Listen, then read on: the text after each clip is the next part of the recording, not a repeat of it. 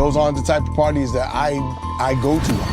Don't frequent those type of parties, and even if I go, like I said, been doing Diddy parties for 15 years, and I must say you never let me down, Puff. Ain't no party like a Diddy party. Good time, people.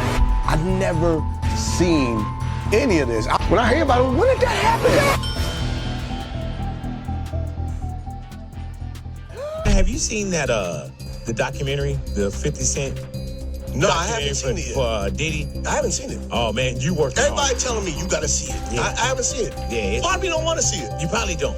Because it's all skewed. This whole situation exploded out of nowhere, and now everybody's staring at 50 Cent and Marlon Wayans like, how did it get this deep? What started as light clowning turned into a full-blown public standoff the moment Marlon brushed off Fifth's new documentary, Sean Combs' The Reckoning, calling it one-sided and accusing 50 of pushing a false story. That comment didn't just land wrong, it hit a nerve, and anyone who knows 50 knows he doesn't let shots slide quietly. Instead of trading jokes, Fifth went straight to pressure mode, hinting that he had access to private footage connected to the same elite party culture people keep whispering about. No details, no clips dropped publicly, just enough smoke to set the internet on fire and make everybody start connecting dots that maybe shouldn't be connected. According to online chatter, the moment 50 hinted at this alleged footage, the energy shifted fast because Marlon wasn't laughing anymore. Suddenly, insiders were claiming Marlon was scrambling behind the scenes, calling lawyers and warning that legal action was coming if any private material surfaced. That alone made social media go crazy because people always say the loudest reactions come when something hits too close to home. So for me, I think, look, 50 and Puff have a long-term beef. It's personal. It's Well, people are saying 50's wrong for doing it, 50's right for doing it. It's divided. It's between him and Puff. And before it's between him and Puff, it's between both of them and God. Just the way Puff is down on his luck, and 50's kicking a man when he's down. If 50 ever luck turned on 50, that you got to be careful what you put out. So, I'm going to make it abundantly clear. I'm not here defending Diddy.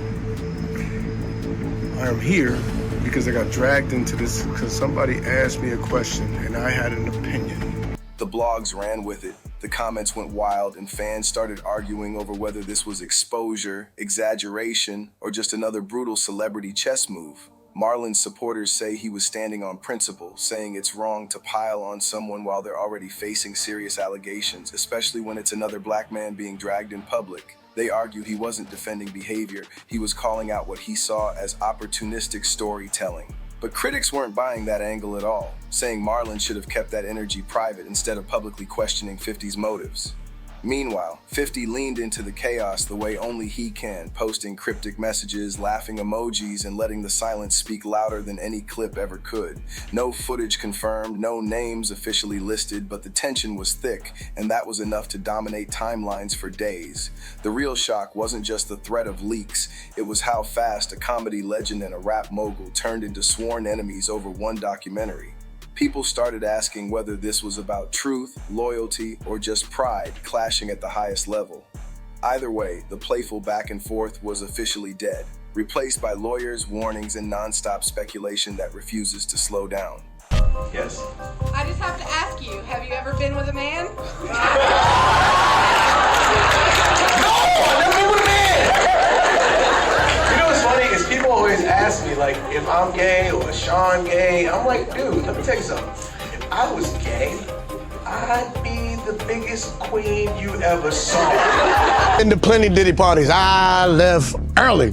I swear to you, I've never seen The stuff that they claim to be going on. I've never seen it. I've never seen any of this. When I hear about it, when did that happen? As the dust kept flying, the bigger conversation shifted from the alleged footage itself to what this beef actually represents in the culture right now. Marlon doubled down on his stance, saying he doesn't believe in celebrating someone's downfall, especially when serious accusations are already destroying reputations and families. He made it clear he thinks karma has its own timing and that public humiliation isn't justice. That message hit home for some fans, but others felt it sounded like damage control once the internet started reading between the lines.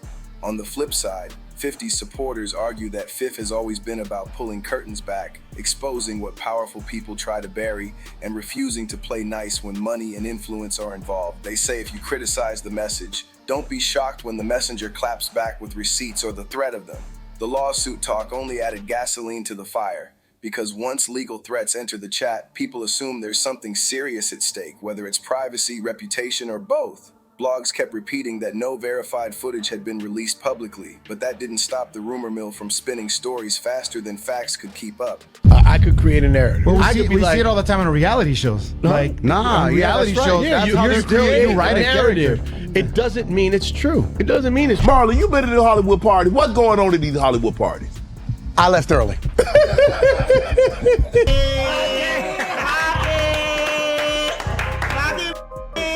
Some fans accuse Marlon of trying to silence the conversation, while others accuse 50 of using intimidation tactics to control the narrative around the documentary. And right in the middle of all that noise is Sean Combs, whose name keeps getting dragged back into headlines whether he responds or not. The irony isn't lost on anyone. A film meant to examine power and accountability somehow sparked a fresh war between two unrelated giants of entertainment. Industry insiders say this is what happens when ego, history, and public opinion collide in real time.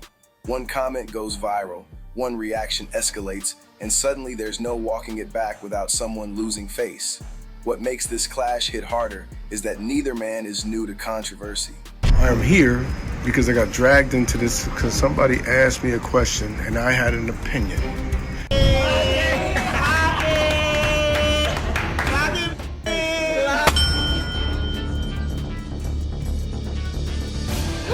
And both know exactly how the media machine works. Every pause, every emoji, every quote becomes a weapon or a shield depending on who's watching. Fans are now split down the middle, choosing sides not based on proof, but on who they trust more to tell the truth. And until something concrete drops or a court filing becomes public, this situation lives in that dangerous space where speculation feels louder than facts. One thing's clear though, the line between jokes and real consequences got crossed and neither side looks ready to blink anytime soon.